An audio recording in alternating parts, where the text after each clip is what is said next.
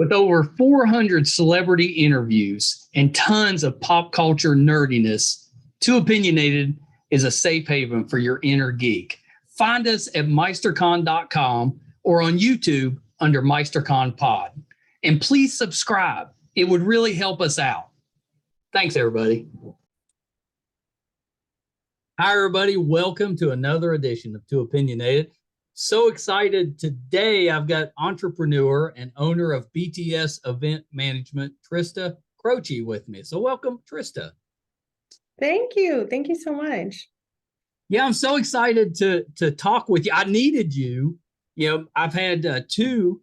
I had a niece and a nephew both separately get married in the last couple of months. So I've needed you and just didn't know it. Yeah, I know. I'm sure you know everything that goes into planning a wedding because it's a lot. It affects the whole family. I know enough to stay out of it when somebody's planning a wedding. Smart man. Very smart man.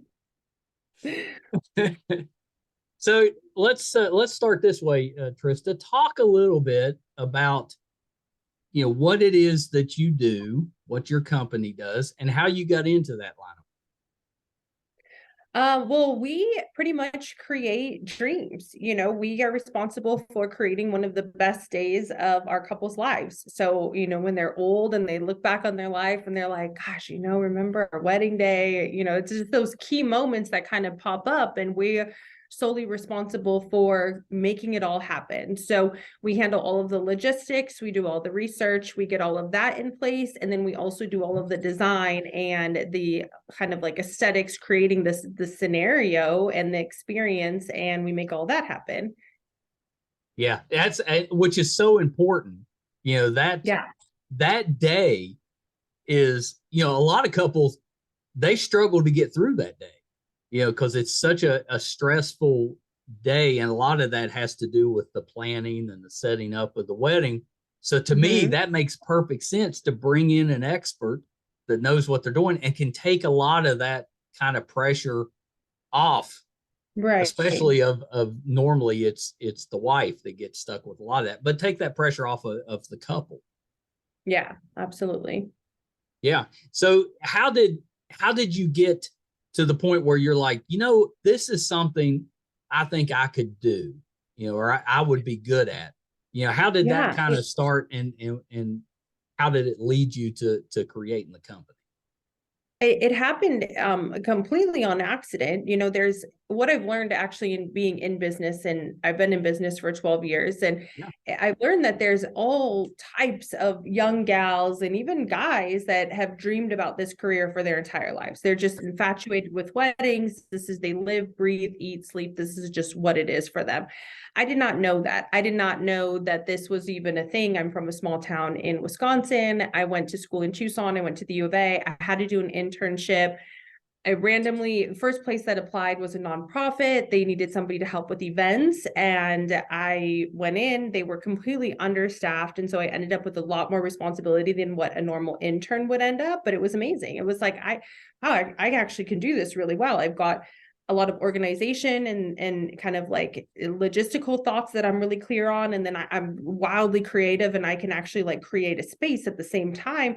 And so in doing this, I was like, oh, this is great. Like, this actually works really well. So I started doing it more and more. And even after my internship stopped, I was getting contracted for certain events that would come on. Then I moved to Phoenix and started my own business. And, I thought it was going to be very nonprofit, corporate, because that's kind of what I had experience in for weddings. But turns out Phoenix is like this huge destination spot for weddings. Everyone comes out here for them.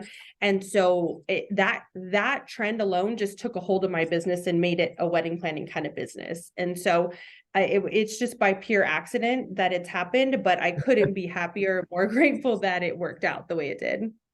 Yeah. Yeah. And I think it's such a great service that you provide with that. The wedding planner, you always think of like Martin Short playing the wedding planner, or somebody from the movies that's playing the kind of big personality, over the top type of wedding planner. But Yeah. I kind of get the feeling that with you, you're so focused on making it the perfect day that you're not as over the top, say, as what you would see in a movie. You know, it is relatively realistic in a sense. And I say that because being a wedding planner, you're only dealing with a very luxury, high-end type market. So the type of things that you're dealing with, you know, it's not far-fetched to be worrying about shipping in swans and like just random things where it's like, you know, I come home and I have dinner with my family, and the things that I go through on a daily basis are far different than what they go through, because the requests and like just the over to the top things. Like, for instance, we just had a wedding out in Cabo, destination wedding, 4 days of events, 350 people flew in to Cabo.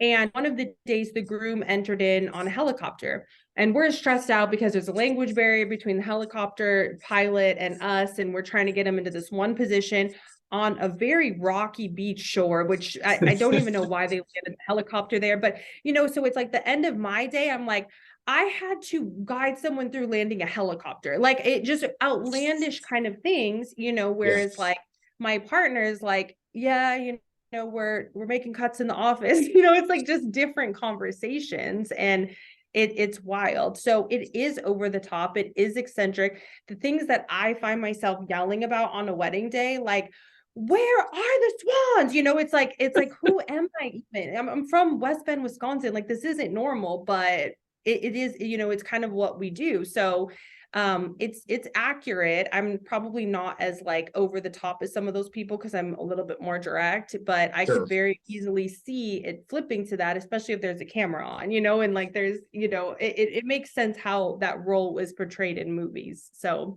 I definitely get it for sure. Yeah. Well, and when you got into the business, did you figure out pretty quick that you're probably going to have to come up with stuff that nobody has come up with yet as far as weddings, because everybody wants to kind of, you know, one up and have the best wedding day ever. And that's hard to do if you're just repeating what, you know, hundreds of thousands of people have already done. Exactly. You want to really go for like that experience base, you know, like what's happening to the guests, like what are they experiencing when they're entering. So gone are the days where you can just put, you know, $200,000 worth of floral in the room and people are impressed because they've seen it. You know, it's like there's only so many places you can put a flower. So cool, great, that's awesome. But like, what's next? Like, what are the next things? So whether it's like a little fairy coming from the ceiling to pour you a glass of champagne, or, you know, whatever it might be, like those are the kind of things that we are really pushed and driven to implement in a venue space. So yeah. Is there certain things that you have come up with that kind of looking back on, you're like, yeah, that was pretty good. That's a pretty good idea. Yeah, I have those, and I have like, that was really risky. Like, why did we do that? Like, what, you know, like there's things in both ways where I look back on and it's like, I will never do that again, or like, I can't wait to do that again, but make it bigger and better and do, you know, like that next kind of up. So, but the thing with weddings, the scary part is like how you said, you do something creative and something new each time. But like, because it's something new each time, you don't know if it's going to work. Like, so our jobs are to make sure it's going to work, you know, and I would say that probably takes years off of everybody in this industry's life, because you're just sitting there and you're like, okay, so during this one part of ceremony, when they say, da, da, da, da, da, da, we got to cue the boom, whatever it is, you know, and it's like, you're waiting and you're anticipating, you're like, well, what if it doesn't work? Like, what's the, you know, like what happens then? It's stressful. Weirdly enough, everything always works, but it's like, wow, that was a miracle. That was actually like a miracle that it happened. So If so from the time that you meet with a couple to set up a wedding, you know, how much of your time goes into just that one wedding? Is it, you know, is it not too bad up until the day of the wedding, or is there just so much planning that you have to set aside, you know, a week to kind of prepare for it? Oh my gosh, there's on an average, a couple's engagement is anywhere between 6 and 16 months or so. Right. And during this time, I mean, we're meeting and talking pretty close to once a week, you know. So there's hundreds and hundreds of hours that go into every single wedding that we touch. You know, because just the meeting time, then afterwards we're organizing the notes and doing the research and pulling things together. And there's so many things that we meet with, like engineers and like different things like that, like to make sure like weights and everything are fine to put suspensions over people's head, you know, like there's so much that goes into what we do. And it's funny too, like, you know, how people always joke about like being in math class and it's like, oh, when am I ever going to use this? I'm like, a lot. Like you're going to use the equations all the time. If you're talking about like suspending 20 by 20 dance or 20 by 20 floral installation over a dance floor, like it happens all the time, like where you're trying to figure out the weight per like cubic foot. And like, it's a lot, you know, there's so Were much. you good at math in school? Yeah, I was. Okay. I was so good at it.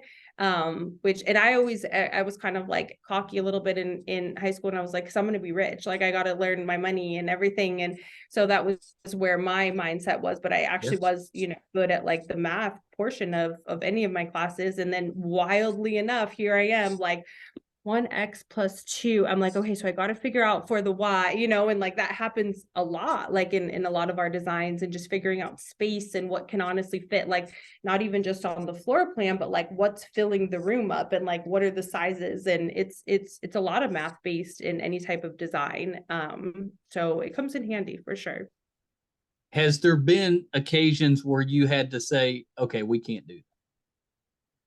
Yeah, it's not safe. It's not safe. People can die. We can't do that.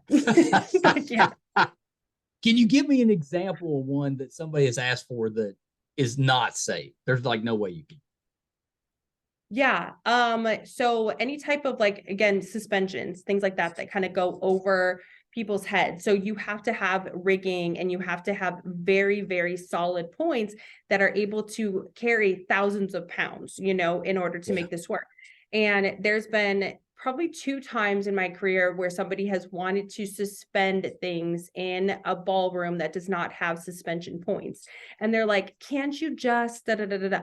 No, you can't. Like if this falls on somebody, so if this 20 foot by 20 foot structure falls on top of your guests while they're dancing, people can die. Like that's not the wedding you want. It can't work. It doesn't work. Well, what can we do in exchange? Well, we can move to a different venue. We can build a structure over the dance floor that things can hold from. But, you know, the money's just racking up at that point, which, you know, I mean, if you want it bad enough, of course you're going to pay for it, but like you got to be safe. Like things have to be safe. But really, honestly, that's the only time when I've had to utter the words like, no, I can't, is just really in a very extreme situation. Like the ceiling will rip out of the ceiling. Like, well, that makes sense. I mean, that's just, I could see where somebody might want that, but obviously if the ceiling can't hold it, that's ridiculous. If it can't hold it, it can't hold it. Like, I mean, you either move the wedding or just find something else. Yeah. Figure out another wow factor. Which I'm guessing that's where you come in, is you have to come up with something that'll be just as good without being risky. Figure something else out. Yep, absolutely. So then it's like late at night, like, what are we gonna do? What are we gonna do? So yeah, it's quite the jump scare on a regular basis. After you do a wedding, I'm assuming you probably only do one in a day. How do you unwind afterwards? Because that's very stressful. Mm-hmm. Yeah. I unwind with the tacos, a couple glasses of wine, shower, and just like silence. And then I usually will like kind of go through like any photos or videos I have in my phone. I'll post to social media. I'll just kind of like reflect on it. And then I knock out pretty hard. Yeah. That's you had me at tacos. Yeah. That's a pretty good way to unwind. I also do that. Usually it may not always be tacos, but it's food of some kind. Something. Well, because on a wedding day, we usually don't eat. So we're usually working like a 12+ hour day. And there's really not a lot of time. Like maybe if I remember to pack like a granola bar or something, but like your day doesn't stop. Like it's nonstop. Go, go, go, go, go, go, go. Yeah. So by the end of the day, you're like, I'm so hungry that I'm not even hungry. And then you're like, no, I'm fucking starving. Like I need something. I got to get some food. Yeah, because that can affect you, and you don't want to be not at your best. Right. Going, yeah. Do you have, was it difficult finding staff to work with you for these weddings that really grasp just how important, a position it is and how much responsibility it is? Yeah. Oh, it's the biggest struggle ever as a business owner. So I have a team of 6 other girls, and I would say probably average kind of span is maybe a couple years, and then you're just in complete burnout. Like, and it's just because we're moving at such a high pace and there's such high demands that I feel like at some point girls get to a point where they're just like, I just want a regular life. Like, like, yeah, this is great, but like, I just want a regular life. But like, we travel often for work too. So like on top of the long days, we're gone, so it's a lot of wear and tear, but then like on your body, on your mind. But then at the same time, it's probably one of the most like highest rewarding jobs that you could ever imagine, because again, you're creating an absolute dream for a couple that they're going to remember the rest of their lives. So, I mean, there's really nothing like it, but yeah, definitely high work Yeah. tolerance. Yeah, I'm sure long days, long hours, travel, that could be very stressful over time. So I could see where you have some turnover. And you don't just do the weddings, right? You do party planning as well. Right. Yeah. We have some corporate clients, like the Super Bowl was in town this year. We did a huge event for the owners of all the Super Bowl teams. And that was enormously huge. I mean, it was just the biggest, like the who's who in the entire world was there, like we're talking like huge politicians, the billionaires that own the teams that control the world. Like it was a room of 300 billionaires basically. And it was incredible. It was, God, I think we had 4 days of setup from like 6 a.m. till about 11 p.m. So 4 days back to back. And then the actual event date. And then Gwen Stefani was the guest performer. So it was like a concert, just a private concert with her. It was incredible. But yeah, it was great. Well, I was going to ask you, when you're, setting up an event for billionaires, what do you do that impresses billionaires? Because they've seen so much. Service and experience. That's what they'll take away from it. Is just that they were tended to. They didn't have to wait. They had whatever they needed. Those are the things that impress at that level. So it's funny, as you're kind of climbing the ladder, you go through this thing where it's like you want these wow factors and like more floral, more this, more entertainment, more that. And then you get to a peak where it's like, no, now we're going back to the basics and we're just really doing those exactly how they're supposed to be done. So that's the secret in it. It's like this kind of bell curve. Like you start off here learning your basics, and then you get to all these like wowzer kind of things, and then you're right back. Like now it's the basics. Like it still has to look amazing, but like the gal that I worked with from the Cardinals, her big thing was like, I'm not trying to be the best event. I want to create the best experience, and so that was what we focused on throughout. Yeah, I like that a lot. When you go to a wedding or a party that you didn't have anything to do with, can you enjoy it, or is it hard not to be like, well, I would have done that different? I can enjoy it, but I can't enjoy it if there's bad service. That irks me so much. I'm like, who's in charge? Like, who's managing this? And then there's always little things that come in my head, like, oh, that's cute, but like, I wonder if they meant for that color to come in like that, or, like there'll be like little things that catch my head and I'll just kind of reflect on them, but like, it doesn't really bother me. But I always wonder, because there's time in my events, when something like maybe a linen might come in like a little bit of a different color. And I'm like, that's not exactly what I had planned. And nobody else would notice it. It's just, I notice it because I'm just so focused on it. And so like at events, I always wonder, like, I wonder if that was intentional or if that was a little off. Like, I just can't help it, but. Well, I've never either been in a wedding or been to a wedding that something didn't go awry at some point. So how do you prepare for that? If something goes off what it's supposed to, how do you get it back on track? I gotta be on my toes all the time. Oh my goodness. I mean, you name it, I've experienced it. I just most recently, let's see, we had a centerpiece catch on fire. That was wild. That it was like, everybody was in cocktail hour, and I was just headed back to the ballroom, and the DJ called and he said, one of your centerpieces is on fire. And I said, what? And then all of a sudden I hear a psh, and so like then a bucket of water got dumped on the table. So it's like, not only is the centerpiece ruined, everything on the table Yeah, that's is not good. like, but luckily it was during cocktail hours, so we had a buffer of time like to fix everything. But that was crazy. I had a stalker at a wedding. The bride was like, that person right there, I have a restraining order against her, like she's not even allowed here, and just kind of figuring out like the legal, kind of components, keeping her calm, getting the stalker out. Like, I'm like, how? Like, it's just because the you most never random. know if you got a person like that. You never know if it could turn into something, Yeah. or if they're just going to be kind of just hanging out. But either way, it's going to upset the wedding party. So you would definitely want to get rid of them. Yeah, you gotta calm it down, diffuse the situation. You just constantly have to be on your toes, like of what's going on. And people are always like, oh, you're so calm. I'm like, no, I'm like burning inside. I just have a real good poker face.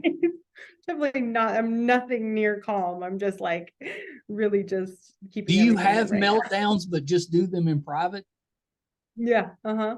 Oh yeah, often, all the time, because it's so much emotion. It's just high emotion, all the time. But my whole job is to keep a situation calm. So you can't mess up and do that in front of anybody. So That's right. yeah.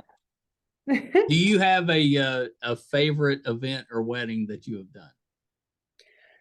You know what? It's usually always like the most recent one that I've done. Weirdly enough, like it every weekend I'll probably say like the last one that I just did, just because I feel like every weekend is like improves, and it gets cooler and it gets bigger and it gets better. And it's like, I feel like every weekend I'm like, oh, that was my favorite. Or there'll be like something that's happened where it just kind of sticks with me. And I'm like, that was such a cool moment. But then like give me 3 days and I've completely forgotten about it because something wild has happened that's completely taken over my mind space. And I'm like, oh God, now I'm focused on this. And then now I'm going into this weekend and then focused on that, so it's such quick movement all the time. Like there's never really this downtime. And the girls in the office, we always joke about this too. Like some of the stuff that happens on a wedding day, we don't even talk about. And then it'll be like 6 months later and be like, oh my God, remember when that centerpiece caught on fire? Because we're like, oh, we didn't even address this because so much has happened since, that time. So, well, yeah, because it's such a fast pace. You don't really have time to reflect while you're going through it. No. Yeah.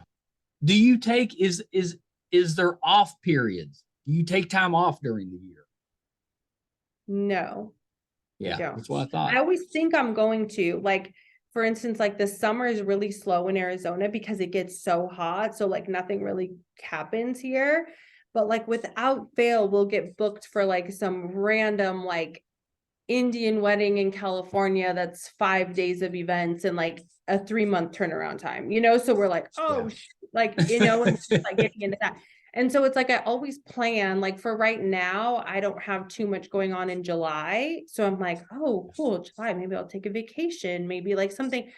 But like talk to me again next week and I'm like, oh my God, we just had 3 things booked for July. Like, I don't know what happened, it's just like, so you would think we would, but I really don't. Like it's strange. There's not really a lot of downtime. Yeah, that was kind of my guess. There may be busier periods than others, but people get married or have parties year round. So when do you take that time off? Mm-hmm. Yeah. Yeah, it'd be pretty rough. Yeah. If we do, like, I think about a month ago, I had a couple weekends off in a row. The weeks were still super busy and I still had work on the weekends, but like not actual weddings. Yeah. And by like I think it was 3 in a row. And the third one that I had a full meltdown. I was like, I'm literally meal prepping in my kitchen, like as if I don't have shit going on. Like, I'm like, what is happening? And then like I haven't had a weekend off since. So it was just like I'm just not used to having downtime. So I think if I do have it, then maybe this industry is just like makes me crazy in a sense, because then it's like, oh, I have this downtime. Now I have time and I'm thinking about this that happened and that happened and this, and it's just better to not, just better to just fly into the next week. I don't know. It's kind of strange because I really haven't had downtime in quite some time. Yeah, I think over time that would be difficult because you need a break every once in a while. Yeah, you need a break, and then you get the break and you're just like, I don't really want this break. Like, I want to go back to what I'm doing. You type A people are We're something else. enigma to us type B type. I know. Right? I always say I'm a B plus. I'm a little better than just a B. I'm not an A by any means. Yes, very good. I think you should write a book and just put in all of the unique, fun, crazy experiences, different parties, weddings, all that stuff in the book. I think that would be a really interesting read. Oh, it would be a top seller. It would never get top selling charts. It would be so intriguing to listen to. And I'm sure it's the same for a lot of wedding planners, but I think nobody does it because we just don't really have the time to do it, like, but if I just actually was diligent enough to record after every wedding, like what happened, I think I could actually make some progress into that for sure. Yeah. Or how about like a reality show where it's just you planning, starting from the beginning, going all the way through the wedding. I could see a lot of people watching that. We've had different people try to pitch like reality shows for us, like a lot. We've gotten even as far as like recording, but nothing ever really comes of it. Like one time we had started recording, and then the bride called the wedding off like on Twitter randomly. And then the production team was like, we're 500,000 into production and this is unrecoverable. I was like, oof, that sounds like a really bad problem to have. And then there's been a couple others that they've had us like shoot pilots for. And then there was one recently that they wanted to do a spin on my life, like the wedding planner, like finding love. So I've been married before and I'm in a serious relationship now. We have a very blended family. He has 2 kids, I have 2 kids, and we have a child together. So there's 5 of us under one roof, and it's just complete chaos all the time. And so they wanted to do this like spin on my love life, but then as a wedding planner. And that one went pretty far too, but then I don't know what happened. Nothing really ever came of it. I think they were like shopping it around, and then I never even talked to them again. But I feel like it's like a good thing, like a good almost kind of feeling, and eventually someone will get a show. Like I don't know if it'll be us, but it'll be somebody, because it's the wedding industry is just so intriguing to people. Well, because everybody, it's such an important event, and everybody's interested in that. Yeah. So I could totally see them watching the show just to get ideas. Yeah, exactly. Yeah. So if you get married again at some point, do you plan your own wedding or do you bring somebody else in? No, we probably plan my own and then have like somebody just run the day of. Yeah. Yeah. Yeah, that sounds stressful to me. Yeah. Yeah. Yeah, that sounds like a ton of work. Like if it were me, the last thing I would want to do is to throw a party for myself or anything, because I'd just be like, no, it's okay. I think just a quiet evening at home. I'm good. Yeah. I think we'll just actually do nothing for tonight. I think that is appealing, but I think for me, my expectations of everything would be so fluid because I know how this all goes, and I've had a couple team members get married over the course of like working for me, and I've seen people react in very different ways. I've seen some very realistic gals go into it like, we're wedding planners, we know how this goes. And then I've seen another girl wildly upset because things didn't go exactly how she had planned. Like, but you do know that like this happens. Things don't go perfectly most of the time. They're not going to go perfect, but I think the thing of it is like we're so good at what we do that even if things don't go perfect, they're amazing. But I think she was just set on this one perfect kind of feel. She forgot to account for like the things that could kind of switch and zig and zag. But everybody handles things differently. So yeah. Yeah, I'm assuming that in your job, you almost have to be kind of like a part-time counselor, Oh because I'm yeah. sure you have to talk a lot of people off the ledge. Oh my gosh, the canceled weddings. I'm canceling. I'm not doing this, and the prenup and the this and the that, and I'm like, oh, girl, your problems are different than mine. I Yeah. don't know if I would do this. But yeah, no, I've the prenup stories are pretty entertaining to listen to, and I don't mean entertaining like to mock it by any means, because it is a very, very important thing. But like again, just meaning like your problems are just way different. Like I'm not fighting over, getting 1 million or 2 million each year that I'm married. So Right. it's a very different arguments that I have with my partner than what you're Yeah. having with yours. So yeah. What is a beer boy? Beer boys. So this was started with one of our brides. She had some of her, like, not groomsmen, but like guys that were close to the groom, Yeah. pass out beers down the aisle rather than like the flower girl that does petals. So that's where that term kind of came from. I kind of like that. I can Yeah. see where a lot of people would enjoy that. Although Yeah. if you got anybody in the family that's got like young kids, they probably want them in there. Yeah, exactly.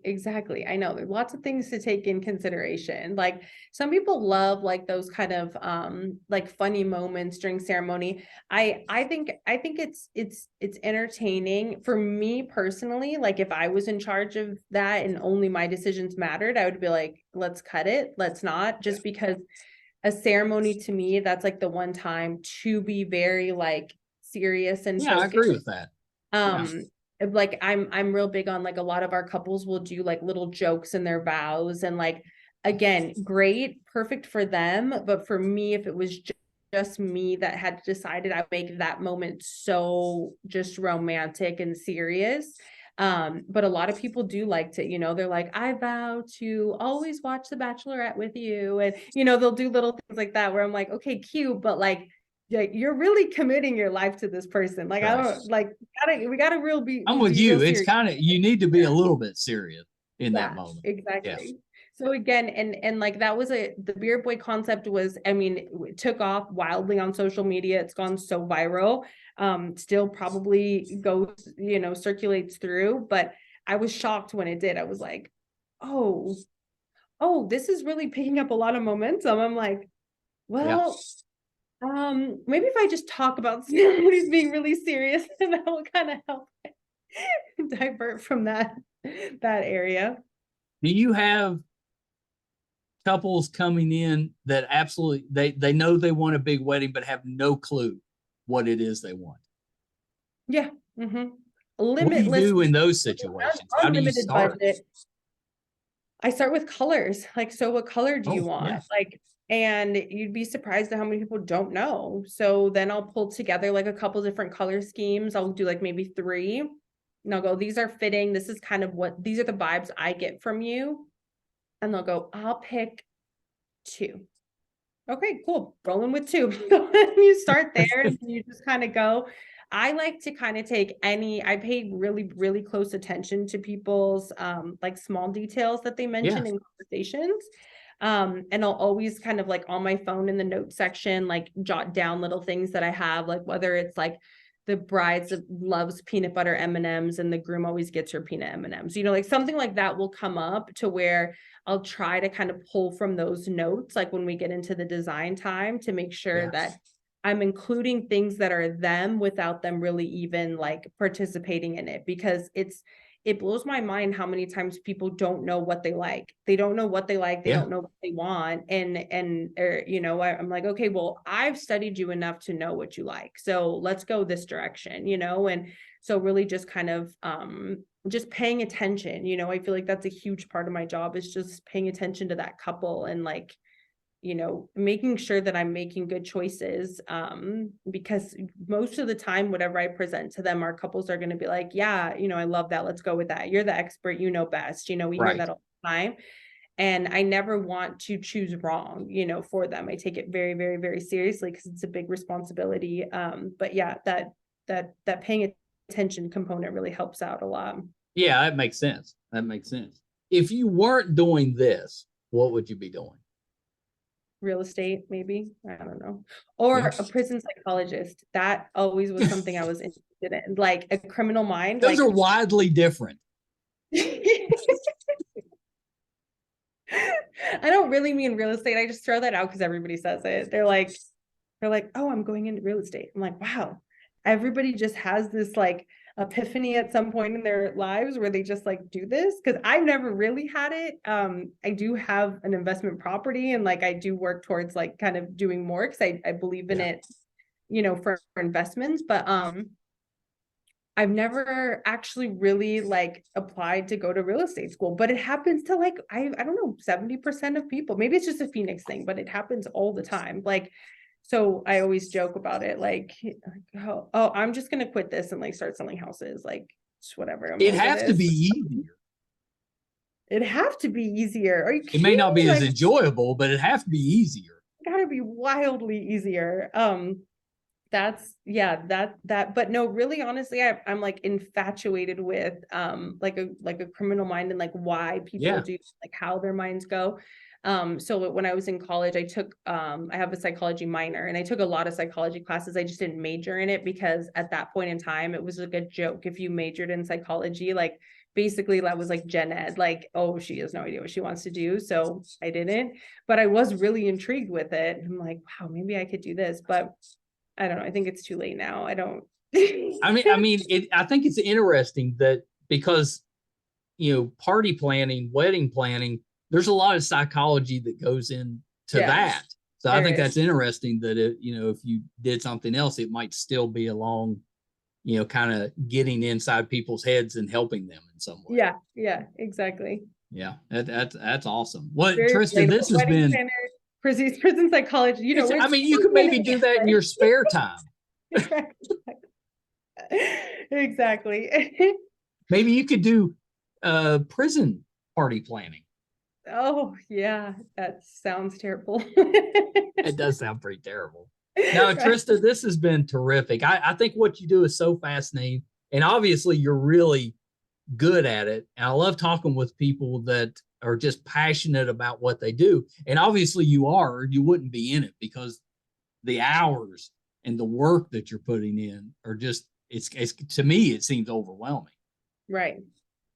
Yeah. Just hard stuff. So a couple of things, Trista, before we wrap up, you know, anything that you're working on now that we can kind of keep an eye out for? What are our big things coming up? We have a big wedding in LA this weekend. I'm super excited about.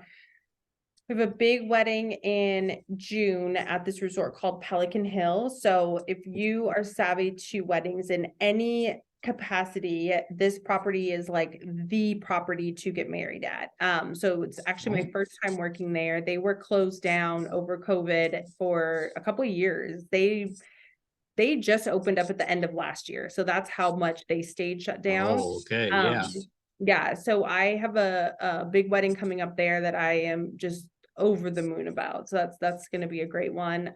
Those are probably my closest really big exciting ones. Yeah. Do you have to deal with media at all? No, I don't. That's good. I don't have to deal with media at all. We do a lot of times have to hire extra security for weddings just because we like an athlete that doesn't want somebody there or something like that. But nothing that's really spiraled into any type of media components as of yet. But I'm actually kind of interested because now that we've talked about it, we have now invited it into our lives, and we put it out there with when this happens, because you can bet when all the press shows up, you can blame it on the podcast. Right. Exactly. So last thing, Trista, before we wrap, where can we find you? Where can we find your company on social media? Social media. So we're real big on TikTok. You just find us on at BTS Event Management, and then on Instagram, Luxury by BTS. Oh, very nice. Very nice. Yeah, actually, I think being on TikTok is actually a great idea, because that's what a great medium to showcase what you do. Yeah, it does. I can do before and afters, transition. I can give advice. You could do all of those kind of things. So it really does help a lot. It's really taken off. So yeah, I love TikTok. But that's also another time suck that you're dealing with, because TikTok, I mean, it takes a little bit. You got to put a little bit of creativity into it. You got to learn how to edit videos. All of a sudden, I'm like, wow, I'm like a director. This is cool. Well, Trista, this has been the best. I hope you'll come back at some point, because I think there's what you're doing is so fascinating that I'm sure you've got hundreds of stories that would be great to hear. So we'll have to do this again. Okay, sounds like a plan. Thank you so much for having me. Oh, you're so welcome. Okay, hold on one second. All right, so wedding planner, event planner, Trista Croce. To me, that job sounds so stressful, but I bet it's a blast too. You know, it sounds difficult, but I bet at the end of it, when you've successfully completed an event, it has to be very euphoric. I think that would be terrific. So I hope you enjoyed that. And if you're planning a wedding, definitely take a look at BTS Event Management. I think it's someone that could definitely help you plan a wedding, or it might give you some ideas for a wedding. So definitely check them out and support them. I think that would be terrific. I hope you enjoyed that. I think Trista is such a fascinating person, and her line of work, there's not a ton of people doing that. There's some, but there's not a ton. So I think really interesting. If you're finding us for the first time and you'd like to support us, real easy to do. It's free. All we ask is that you subscribe. If you prefer to watch, our YouTube channel is MeisterCon Pod. Please subscribe. You know, if you're listening, wherever you listen to your podcast at, subscribe there. That'll help us so much. You know, we're closing in on 600 episodes. You can find all of those audio and video on our website, meistercon.com. So if we have anything going on, that's where you'll find out about it. So please check that out, meistercon.com. Thank you guys so much. Until next time. Bye, everybody.